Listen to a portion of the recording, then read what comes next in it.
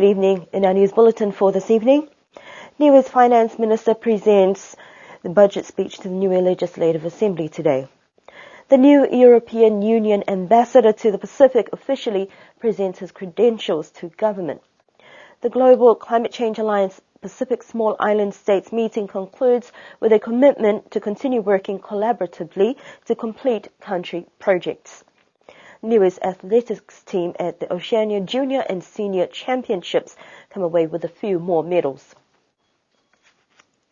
Today, the 15th Niue Legislative Assembly met to deliberate over the national budget. Some members of the Assembly voiced concerns regarding the rushed nature of the presentation of the budget and had reservations about the process taken, but the meeting proceeded with the Minister of Finance presenting his budget speech. In addition to that, the Niue Appropriation Bill 2014 was introduced for the first reading with comments made by each of the members. The meeting concluded with further discussions to be held at the next sitting, where the members hope to have a clearer picture of the finer details relating to the Niue government budget for 2014 to 2015. The Niue Appropriation Bill has now been referred to the Public Expenditure Committee, yet to be returned to the House at the next sitting. Niue has strengthened diplomatic relations with the European Union as the new European Union ambassador to the Pacific officially presented his credentials yesterday at the Whaliwhānau. His Excellency Andrew Jacobs arrived on the island this week on what is his first visit to the island. The formal partnership between Niue and the European Union is an enduring relationship that has been maintained since 2000. During the official program yesterday, agreements were signed for €750,000 towards the Niue non-sector actors and technical cooperation, and the EDF-10 program, which estimates to the amount of €380,000. Ambassador Jacobs is the head of the delegation of the European Union for the Pacific, based in Fiji, and shares views regarding his new role. One of my priorities is really to bring the European Union and the Pacific Island countries closer together. I mean, we're a long way away. Europe is thousands and thousands of kilometers away, but we are present here in the Pacific. We value greatly our relationship with the Pacific countries. So one of my tasks is to try to make sure that the European Union is better known, and that the Pacific is better known in Europe, so that we can work more closely together, not only through development cooperation, but also through strategic alliances on areas such as climate change, as we see eye to eye with the Pacific on a number of things, and I think together we can really try to make a big difference. Premier Toke Talongi was delighted to welcome the ambassador and his delegation and expressed appreciation for the support provided to the island over the years. Niue has benefited from various supports from the European Union, and the ambassador was also able to visit a few sites that have been developed with funds from the EU. And I'm pleased that we've been working in the energy sector. We've been working to install solar panels, and I'll have the pleasure this afternoon to inaugurate the solar panels near the airport. We're working on the transmission line around the island, which is now going underground, which I think is going to be of great benefit. And we've also been working in a number of other areas, such as water, sanitation. There's a lot of water tanks which I've seen around the island now. I was able to visit the factory yesterday, where we have been supporting with other donors the moulding of these water tanks, the production of the water tanks, and I think that has the opportunity to make a real difference to people's lives here, to have access to water, which is natural rainwater, to supplement the supply. I think Niue has been able to utilise the funds that we provided very well. And I think it does great credit to Niue, the fact that there is so much now on the ground that we can really see. We can really see how European Union support is benefiting the people of Niue. With only a few days on the island, and as his first trip to Niue, we asked him about his impression of the island. I've been extremely impressed with everything I've seen. I hope to be be coming back in the not too distant future. It's a beautiful place. I've had a very warm welcome from everybody.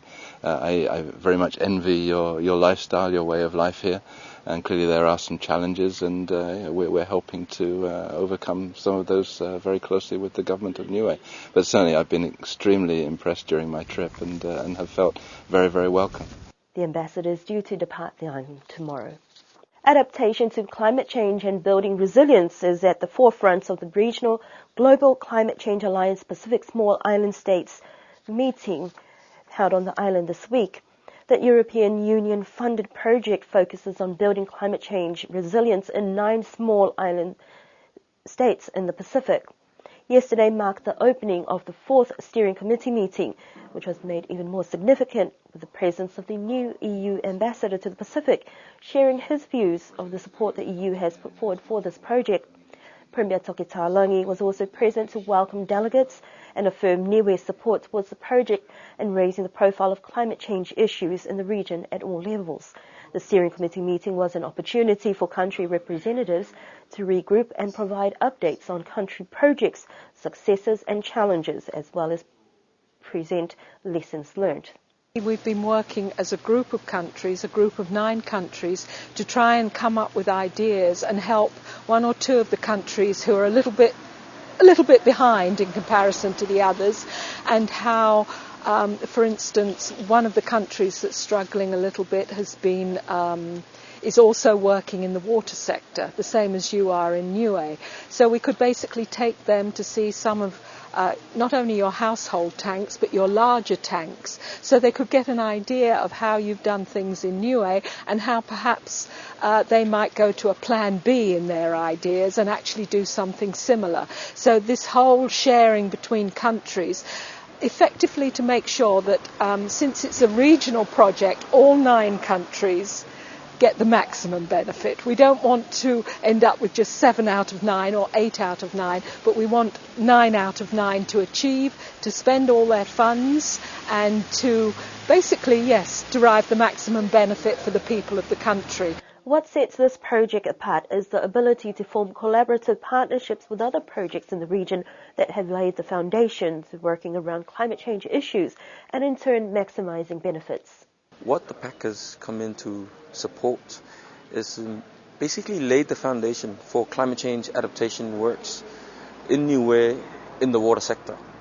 So we've done the homework, we've done the technical assessments, we've done some feasibility studies, consultations with the community. We worked with the community in understanding what climate change is and what that means for water resources. So in times of drought, picked up by climate change, so what do we in the community do?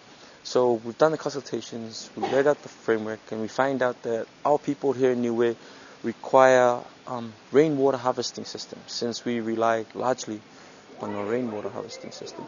So we worked together with GCCA, we partnered up, and per advice from the community and from the government of Niue, the best alternative solution is to develop this molding facility to create water tanks, so we can provide water tanks immediately to the families, so we have immediate access to water in times of drought. As hosts, Niue has been able to share lessons learned from their project, their successes and their challenges. One of the main successes of the project has been the collaboration between the 3 projects under AusAid, as well as PAC and the GCCA project. We've managed to secure this pool of funds to replicate and upscale the PAC project. So we basically are covering majority of the households on the island. We've been criticized for being slow, but it's not being slow, it's just being consistent with our work program. We've completed 100% of the rainwater tanks that were to be molded, and we have achieved 50% success with completing the tank bases. But it's a work in progress, and we're happy with it so far. We're up to 35% completion on the island in terms of installation. So overall, it's work in progress, and we just need to be consistent in our activities. We have a great working team. We work in collaboration with the Water Division of Public Works as well as the stakeholders in the Niue Water Steering Committee. So it's just, even though Environment is the lead implementing agency, we have a good working relationship with the other government agencies as well as the village councils in undertaking community consultations as well as the activities in the villages. The officials' meeting concluded today with an overview of the project budget, work plan and exit strategy. Participants are due to depart the island tomorrow, and we wish them well on their journeys as they return home. Niue's athletics team to the Oceania Area Junior and Senior Championships in the Cook Islands has revealed some favourable results. On the first day of competition, Niue raked in 2 medals. 1 gold to Ikipami Sikea in the junior men's javelin and silver to William Pasisi in the same category. On day 2, individual and team efforts were on a high.